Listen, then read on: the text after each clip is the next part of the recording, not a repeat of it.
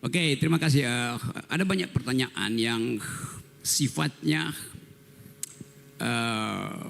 saya carikan istilah ya, cemas dengan keterangan saya tuh. Kenapa takut mengatakan bahwa Bung Karno mengumpulkan, mengkompilasi pikiran-pikiran dunia, lalu dituangkan dalam 5 sila itu? Tadi saya katakan itu tidak asli Indonesia. Demokrasi tidak asli Indonesia. Yang dimaksudkan Bung Karno itu adalah pergaulan dunia yang dihidupkan oleh kompetisi, oleh persaingan pikiran. Negara kita basisnya feodal. Kan bukan asli Indonesia kan. Sampai sekarang masih feodal tuh. Jadi ide demokrasi itu, sebut aja ide sila keempat itu adalah hasil adaptasi Soekarno untuk dijadikan pegangan, bukan ideologi itu. Demokrasi itu bukan ideologi. Jadi kalau sila keempat ada demokrasi, lalu dianggap Pancasila itu ideologi, itu langsung bertentangan. Demokrasi itu membuka peluang untuk semua ideologi bersaing. Itu dasarnya Pak Manurung tadi. Boleh nggak Pancasila dijadikan ideologi? Boleh, tetapi akan ada negara otoriter. Tidak boleh ada persaingan pikiran. Padahal Pancasila ada diskursif sifatnya. Tadi saya terangkan bahwa Bung Karno menyebut falsafah, dia menyebut ideologi. Tetapi bukan official ideologi dari negara. Kan gak pernah ada keputusan MPR bahwa Pancasila itu ideologi negara tuh. Karena berbahaya. Negara yang berideologi itu cuma 2, fasisme dan komunisme. Mau nggak ada semacam tuntunan berideologi sehingga baju mesti sama, konsumsi mesti sama, tuh parfum mesti sama. Kan itu bertentangan dengan kemajemukan kita bangsa ini, Pak Manurung tuh. Nah kalau misalnya mau dinyatakan sebagai ideologi, ada problem teoritis juga. Ideologi itu mesti koheren, nggak boleh retak. Sila pertama itu ketuhanan yang Maha Esa. Sila keempat itu demokrasi, kemajemukan. Boleh nggak orang tidak memakai hak untuk beragama? Konstitusi itu mengatakan agama adalah hak, bukan kewajiban. Agama menjadi kewajiban ketika sila pertama itu didalilkan di dalam versi syariat Islam. Kewajiban menjalankan syariat Islam bagi pemulung-pemulungnya itu sudah dihilangkan. Karena dianggap itu nanti akan ada problem ke depan itu. Jadi memang Pancasila itu bukan ideologi, bukan saya tidak menginginkan, tapi 2 hal saya mau terangkan. Tidak diresmikan di dalam undang-undang. Itu adalah wacana. Kata ideologi di situ dalam pengertian itu pandangan hidup. Karena itu sering Bung Karno bilang Weltanschauung dalam bahasa Jerman, atau bilang Vision de Monde dalam bahasa Prancis tuh. Jadi tidak ada yang stabil di dalam pemaknaan Pancasila. Itu posisinya begitu. Yang kedua, memang tidak digali dari bumi Indonesia, apalagi dalam bahasa Sanskerta. Anda baca di Bung Karno itu mengkoleksi bacaan Jerman, Prancis, Inggris. Tapi dia nggak bisa berbaca Sanskerta. Kan dasarnya begitu tuh. Jadi kenikmatan kita untuk membayangkan ada semacam tuntunan, oke. Tetapi tuntunan itu tidak boleh diresmikan sebagai ideologi negara. Itu maksud saya tuh. Karena lebih berbahaya akibatnya. Demokrasi di negara manapun tidak ada demokrasi yang ada ideologi. Karena itu bertentangan di dalam prinsip. Apalagi kalau disebutkan mesti ada satu official ideologi. Dan orang akan tuntut ideologi itu mesti agama. Ya udah, habis negara ini. Jadi juga tadi teman yang bicara pertama bahwa nanti dulu nggak usah Pak. Ya.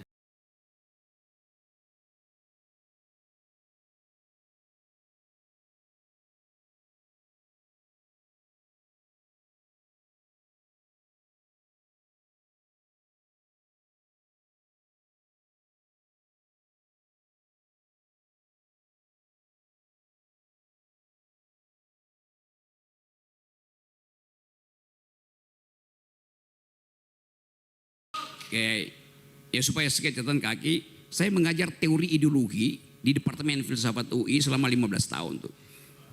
Oke. Saya ulangi ya masalahnya. Anda bayangkan bahwa dalil kita adalah persatuan Indonesia. Boleh nggak dia dibungkus secara ideologi? Tidak bisa.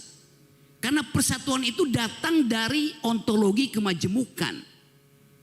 Dari awal negeri ini majemuk, oleh karena itu diperlukan persatuan. Jangan dibalik, demi persatuan tidak boleh ada kemajemukan. Itu bahayanya berpikir secara ideologis. Dapat nggak poin itu? Tentu Anda marah karena kok nggak ada panduan ideologi, apalagi bikin dewan ideologi. Hitler bikin itu. Hitler meresmikan dewan ideologi namanya fasisme dan diatur Anda hanya boleh kawin dengan ras yang sama. Itu aturan ideologi ketat sekali itu. Jadi sekali lagi kita boleh anggap bahwa Bung Karno berhasil membaca kecenderungan dunia dan dia ambil saripatinya itu. Bahkan dia rumuskan, ya kalau nggak 3-1 gotong royong. Bagaimana ada ideologi gotong royong? Jadi kita mesti lihat kecerdasan Bung Karno atau kecerdikan Bung Karno untuk menaturalisasi ideologi-ideologi dunia. Nah itu gampangnya. Istilah naturalisasi lagi keren hari-hari ini. Iya. Naturalisasi. Kan itu dasarnya kan. Kita baca, kalau saya bikin tafsir. Dari mana Bung Karno punya ide tentang keadilan sosial? Dia membaca Marxisme. Dari mana Bung Karno punya pengetahuan tentang nasionalisme sila pertama? Dia pasti baca Immanuel Kant tentang unity of reason. Dia baca San Min Cui. Banyak yang dia baca. Dari mana dia baca kemanusiaan yang adil beradab? Dia pasti baca Rousseau tentang kedaulatan rakyat. Jadi Bung Karno membaca banyak literatur. Nah kita tidak mau membaca dan hanya mengupayakan sesuatu yang udah final gitu. Itu yang paling saya jengkel. Saya berkali-kali diundang oleh BPIP juga untuk mari kita di Pak Rocky ikut seminar tentang Pancasila tuh. Oke. Temanya apa? Pancasila sudah final. Udah final ngapain didiskusikan? Kan dungu namanya.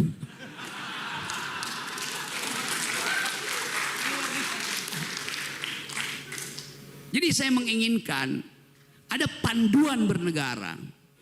Ada semacam moral code. Yang kebetulan paling bagus adalah Pancasila. Udah saya terima itu. Tetapi mempersoalkan Pancasila ideologi, oke itu akan ada debat panjang tuh. Saya sudah pernah menulis panjang lebar tuh di majalah Prisma apa soal begituan. Jadi silakan baca, Bapak. Jadi referensi kita terhadap ideologi itu bahkan mesti masuk sampai pada pemeriksaan psikoanalisis. Saya mesti kasih Lakang di situ, saya kasih Althusser, saya kasih macam-macam tuh, supaya terlihat bahwa itu ideologi itu dan itu tidak mungkin. Satu waktu mungkin ada orang yang berpikir ya lebih baik Pancasila itu dibiarkan terbuka daripada ditutup sebagai asas tunggal.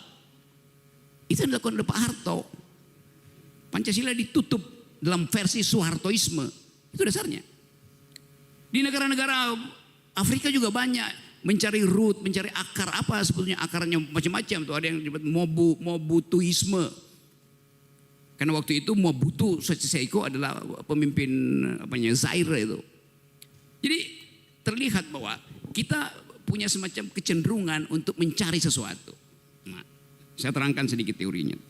Setiap manusia itu mengalami keretakan self, keretakan jati diri itu.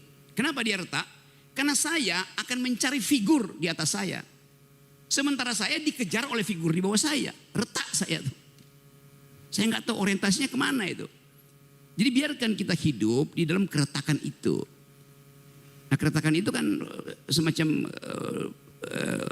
kutukan bahwa kita manusia, maka kita retak. Self kita retak, fragile. Jadi itu dasarnya.